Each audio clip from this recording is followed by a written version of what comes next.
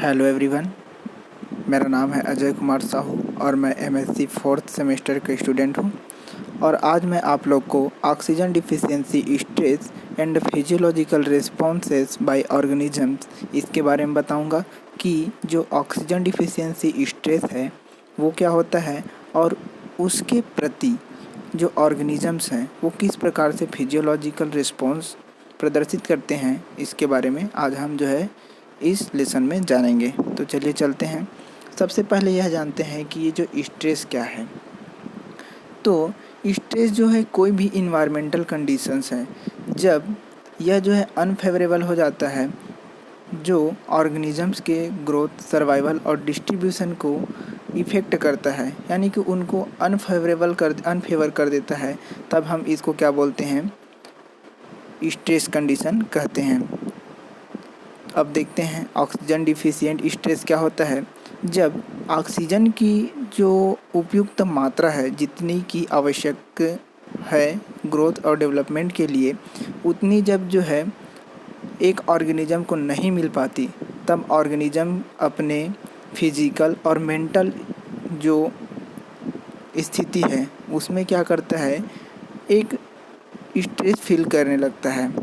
तो इस प्रकार की जो स्ट्रेस ऑक्सीजन की कमी के कारण फील होती है, उसी को हम क्या कहते हैं, ऑक्सीजन डिफिशिएंट स्ट्रेस कहते हैं।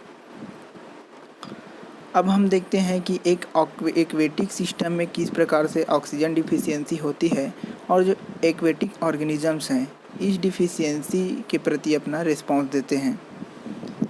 तो जो ऑक्सीजन डिफिशियंसी होता है उसको नॉर्मली जो है हाइपोक्सिया भी कहा जाता है। हालांकि हाइपोक्सिया जो है एक डिजीज कंडीशन होता है, लेकिन नॉर्मली टर्म में जो है ऑक्सीजन डिफिशियंसी के लिए हाइपोक्सिया वर्ड का उपयोग किया जाता है। अब हम देखते हैं कि एक एक्वेटिक इन्वायरमेंट में हाइपोक्सिया जो है किस प्रकार से हो सकता है। तो जो ओशियन या फ्रेश वाटर इन्वायरमेंट होते हैं उसमें अगर जो डिजॉल्व्ड ऑक्सीजन की मात्रा है वो वाटर बॉडी में कम हो जाती है या डिप्लीटेड हो जाती है, तब उसको हम क्या बोलेंगे, जो है हाइपोक्सिया कहेंगे। जनरली जो एक वाटर बॉडी होता है, वाटर बॉडी में जो घुलित ऑक्सीजन की मात्रा होती है वो लगभग 2 मिलीग्राम से 3 मिलीग्राम प्रति लीटर होती है। जब इससे भी ऑक्सीजन की मात्रा कम हो जाती है तब वह एक हाइपोक्सिक कंडीशन हो जाता है। तो इस प्रकार से जो जल में 2 मिलीग्राम या 3 मिलीग्राम प्रति लीटर से भी कम कंसंट्रेशन का होना जो क्या कहलाता है, हाइपोक्सिया या तो फिर ऑक्सीजन डिफिशियंसी कहलाता है। अब देखते हैं कि जो एक्वेटिक मीडियम है उसमें किस सबसे ज़्यादा हाइपोक्सिया जो है कहाँ पाया जाता है। तो जनरली जो है हाइपोक्सिक कंडीशन जो है एक्वेटिक सिस्टम में बहुत सारे नेचुरली हमको ऐसे इन्वायरमेंट मिल जाएंगे जहाँ पर जो है हाइपोक्सिया देखा जा सकता है, परंतु जो हाइपोक्सिक कंडीशंस है वो सबसे अधिक जो है डीप बेसिन्स में जो है पाए जाते हैं, क्योंकि डीप बेसिन्स में जो है गहराई जो है बहुत अधिक होती है, जहाँ पर ऑक्सीजन की कमी सबसे अधिक होती है। तो वहाँ पर जो है हाइपोक्सिक जो इन्वायरमेंट है उसका निर्माण जो है सबसे अधिक जो ओशियन होते हैं उनके डीप बेसिन में होते हैं। अब देखते हैं कि ऐसे कौन कौन से कारण हैं जो कि एक्वेटिक हाइपोक्सिया के लिए जिम्मेदार होते हैं। तो इसको हम जो है मेजरली रूप से 2 भाग में डिवाइड कर सकते हैं, एक मैन मेड और दूसरा है नेचुरल काउजेज। तो हम मैन मेड में देखते हैं कि ह्यूमन बीइंग्स की ऐसी कोई भी एक्टिविटी जिसके कारण से वाटर बॉडी में वेस्ट डिस्पोजल अधिक मात्रा में होता है, तो ये क्या काम करते हैं, ऑक्सीजन डिफिशियंसी का कारण बनते हैं। वेस्ट मटेरियल्स को जब हम जो है वाटर बॉडी में डिस्पोज करते हैं तब ये क्या काम करते हैं, उसमें ऑक्सीजन डिफिशियंसी का कारण बनते हैं। दूसरा आता है नेचुरल काउजेस। नेचुरल काउजेस में जो है टेम्परेचर ग्रेडियंट में चेंज होना, वाटर बॉडी स्ट्रेटिफिकेशन में चेंज होना, न्यूट्रिशन एक्यूमुलेशन और सीजनल चेंजेस और एल्गल ब्लूम्स, ये सारी चीज़ें हैं जो क्या काम करती है, ऑक्सीजन डिफिशियंसी का कारण बनती हैं। अब आगे हम देखते हैं, यहाँ पर एक वर्ड आया है एल्गल ब्लूम। एल्गल ब्लूम कहने का मतलब है कि जब वाटर, अगर हम कई बार देखते हैं कि जो वाटर है वो ग्रीन कलर का दिखाई देता है, तो ये जो होते हैं ग्रीन कलर जो है एक्सेस मात्रा में एल्गी का बढ़ना जो है क्या कहलाता है, एल्गल ब्लूम कहलाता है। जब न्यूट्रिशन जो है अधिक मात्रा में जो है जैसे कि वेस्ट प्रोडक्ट या तो फिर जो फैक्ट्री से आया हुआ जो मटेरियल्स है जल में हम क्या करते हैं डिपॉजिट करते हैं, या फिर हम वेस्ट मटेरियल को क्या कर देते हैं वाटर बॉडी में डाल देते हैं, तब न्यूट्रिशन की मात्रा क्या हो जाती है उसमें अधिक हो जाती है, जो कि अन्य ऑर्गेनिज्म के लिए तो हानिकारक होते हैं, लेकिन ये जो होते एक्सेस न्यूट्रिशन होते हैं वे एल्गी के जो ग्रोथ है उनके लिए फेवरेबल होते हैं।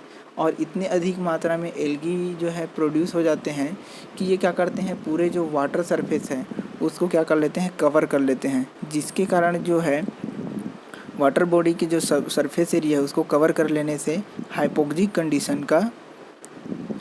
कंडीशन पैदा होती है। अब हम देखते हैं टाइप्स ऑफ हाइपोक्सिया।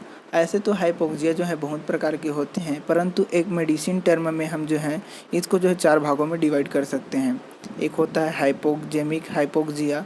इसमें क्या होता है कि जो ऑक्सीजन प्रेशर है जो ब्लड टिश्यू में जाती हैं उनमें इतनी अधिक प्रेशर नहीं होती है कि वे हीमोग्लोबिन से इस ऑक्सीजन को क्या कर सकें सेपरेट कर सकें, तब यह जो हाइपोजेमिक हाइपोक्सिया कहलाती है। दूसरा होता है एनीमिक हाइपोक्सिया। एनीमिक हाइपोक्सिया में क्या होते हैं जो फंक्शनल हीमोग्लोबिन होते हैं वो इतने कम मात्रा में होती हैं कि वे ऑक्सीजन की जो कैरी है उसको यानी कि ब्लड कैरी नहीं कर पाते, उतनी अधिक मात्रा में ऑक्सीजन नहीं ले जा पाते, जिसके कारण से क्या होता है हाइपोक्सिक कंडीशन आती है।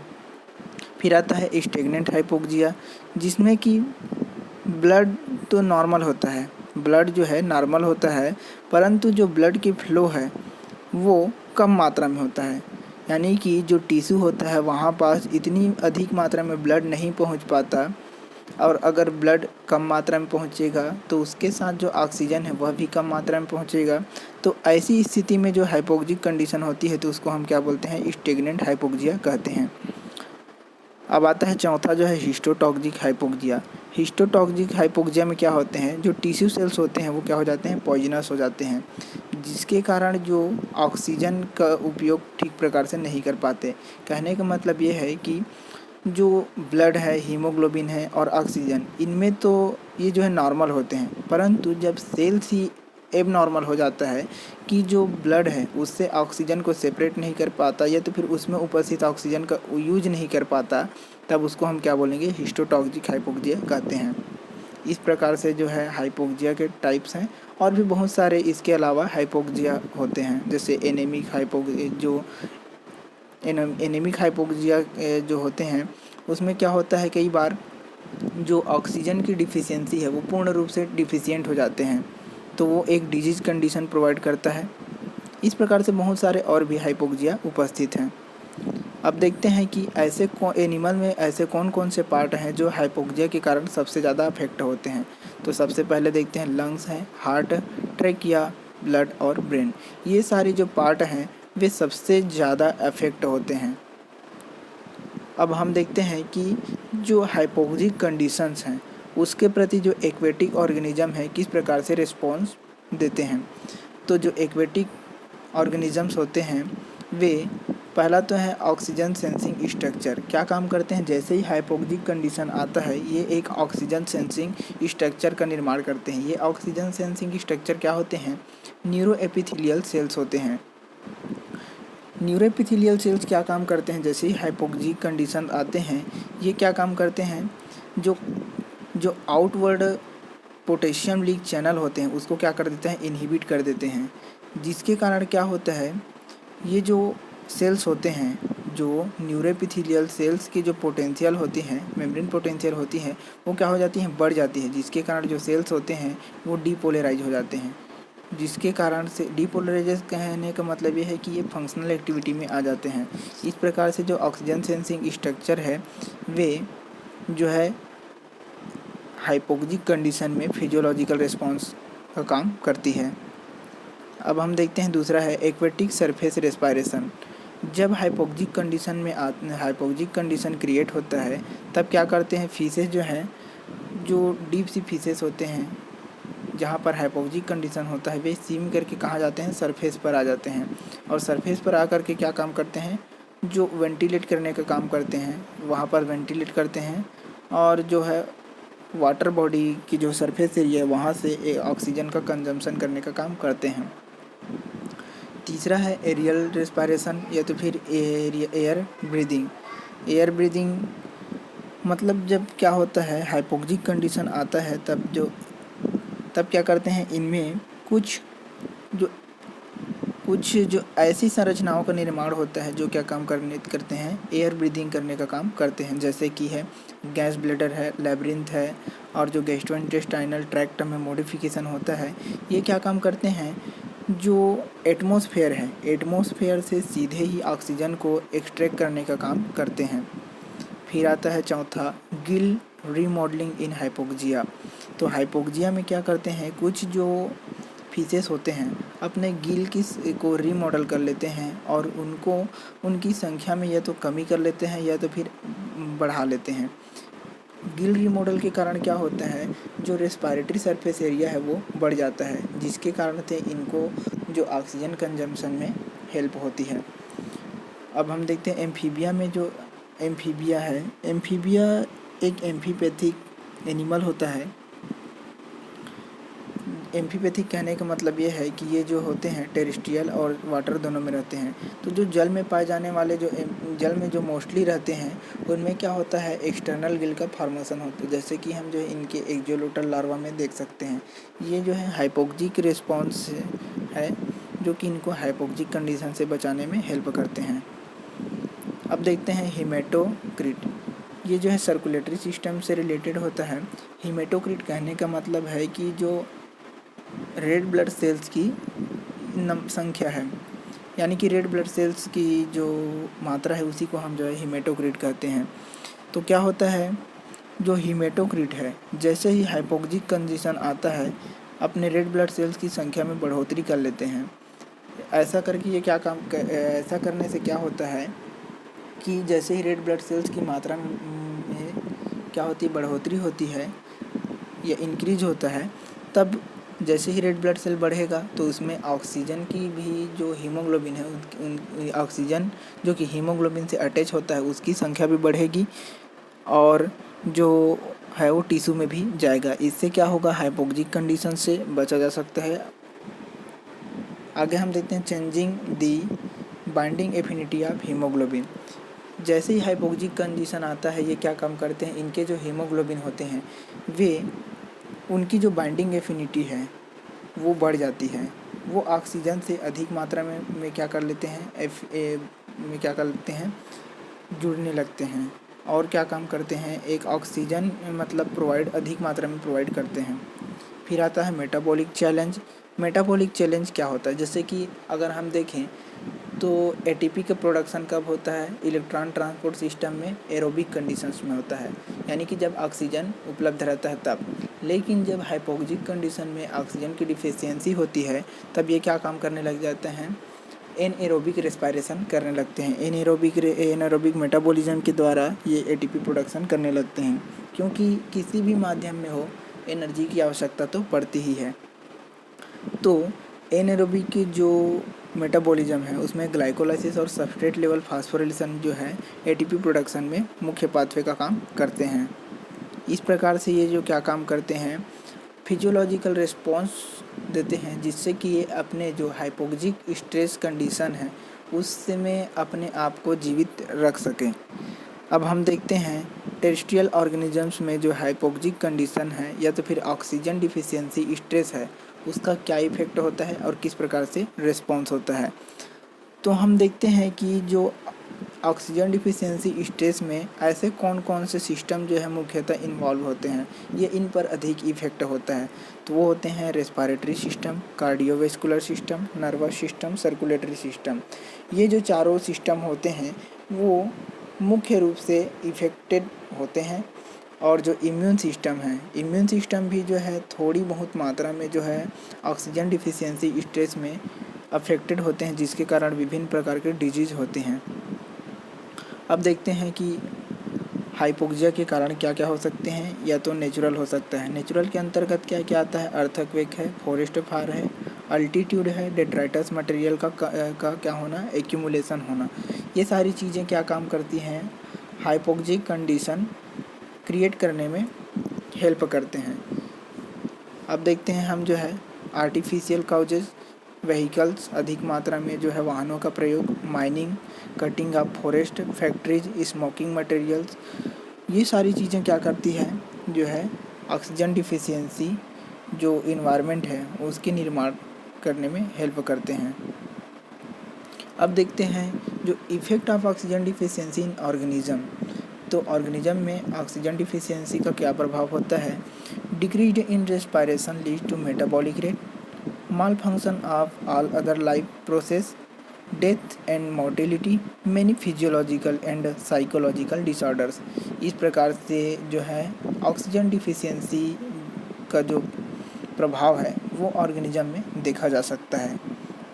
अब हम देखते हैं कि जो ऑक्सीजन डिफिशियंसी है उसके कारण से जो एनिमल्स हैं या ह्यूमन बींग्स हैं उनमें क्या क्या डिजीज़ हो सकती हैं। तो एक है हाइपोक्सिया, जिसमें कि जो सेलुलर लेवल पर ऑक्सीजन जो है इनसफिशिएंट मात्रा में उपलब्ध होता है।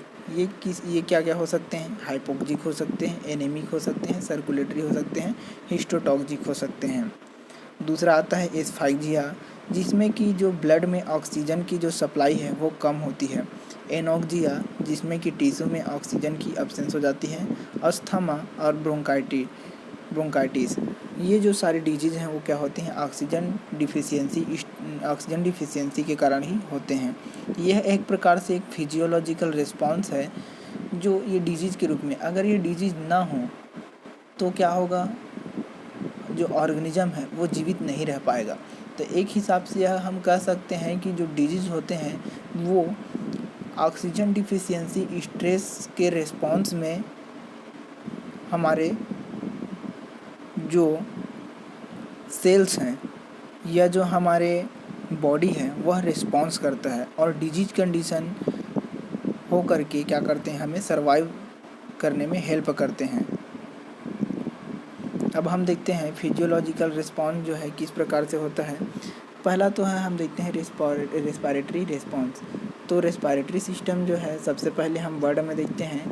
जो बर्ड होता है उनमें सबसे अधिक वेंटिलेटेड लंग पाया जाता है।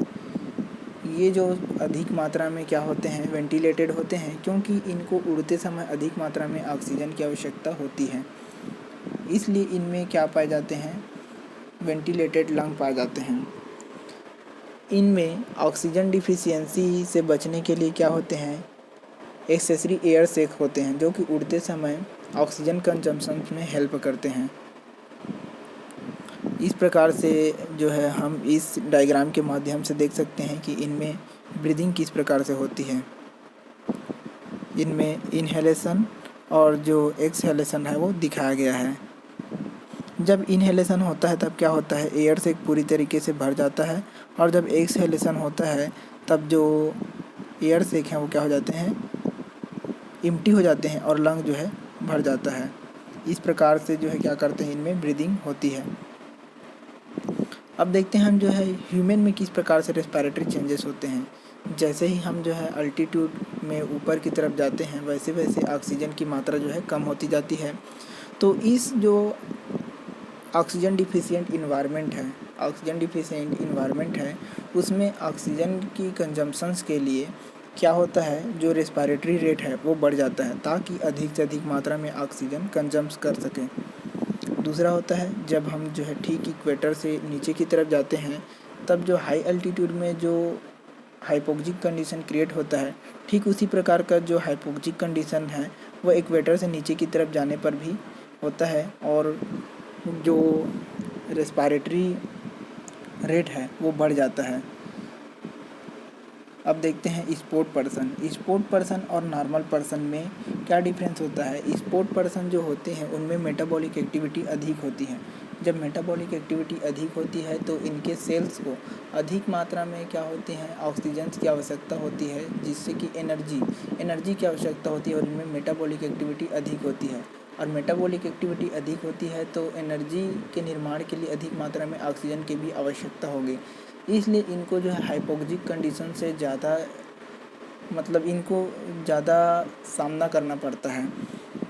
तो हाइपोक्सिक कंडीशन में स्पोर्ट पर्सन क्या करते हैं, इनमें भी जो रेस्पायरेशन की जो रेट है वो बढ़ जाती है और ये अधिक मात्रा में रेस्पायरेशन करने लगते हैं। इनमें मतलब कि इनहेलेशन और एक्सहेलेशन जो होती है वो नॉर्मल पर्सन से ज़्यादा होती है।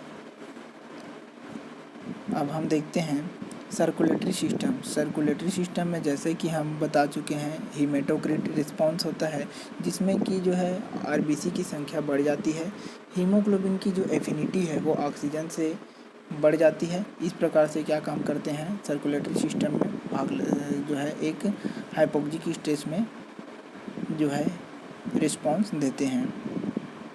अब देखते हैं हम जो है कार्डियोवेस्कुलर सिस्टम में क्या करते हैं, कार्डियक यानी कि जो हार्ट होते हैं वो क्या काम करते हैं, जो ऑक्सीजन है डीऑक्सीजनेटेड को लाते हैं और ऑक्सीजनेटेड को क्या करते हैं लंग्स में भेजने का काम करते हैं। तो ये क्या काम करते हैं, जो बीट है यानी कि डायस्टोलिक और सिस्टोलिक जो रेट होता है वो बढ़ जाता है, जिससे कि अधिक से अधिक मात्रा में ऑक्सीजन को ला सके और उसको ऑक्सीजनेटेड होने के लिए भेज सके, ताकि जो ऑक्सीजन की जो डिफिशियंसी जो स्ट्रेस है उसको कम किया जा सके। इस प्रकार से क्या काम करते हैं कार्डियोवेस्कुलर सिस्टम जो है हाइपोक्सिक कंडीशन में रिस्पॉन्स देते हैं। तो अब देखते हैं हम जो है कंक्लूजन यह निकलता है कि जो ऑक्सीजन डिफिशियंसी होता है वह एक स्ट्रेसफुल कंडीशन है। स्ट्रेसफुल कंडीशन कहने का मतलब ये है कि ये जो ऑर्गेनिजम्स के ग्रोथ है, डेवलपमेंट है, उनको इनहिबिट करने का काम करते हैं और एक लिमिटिंग फैक्टर की तरह काम करते हैं। तो इसके प्रति भी क्या करते हैं ऑर्गेनिज्म जो है अपने आप को सर्वाइव करने के लिए अपने जो फिजियोलॉजी है उसमें कुछ चेंजेस लाते हैं, जिससे कि वे क्या कर सके इस हाइपोक्सिक कंडीशन में या इस स्ट्रेसफुल कंडीशन में अपने आप को बचाए रख सकें। इस प्रकार से और मैंने बहुत सारे ऐसे ऑनलाइन सोर्सेस हैं जहाँ से मैंने मटेरियल कलेक्ट किए। तो थैंक यू फॉर वॉचिंग।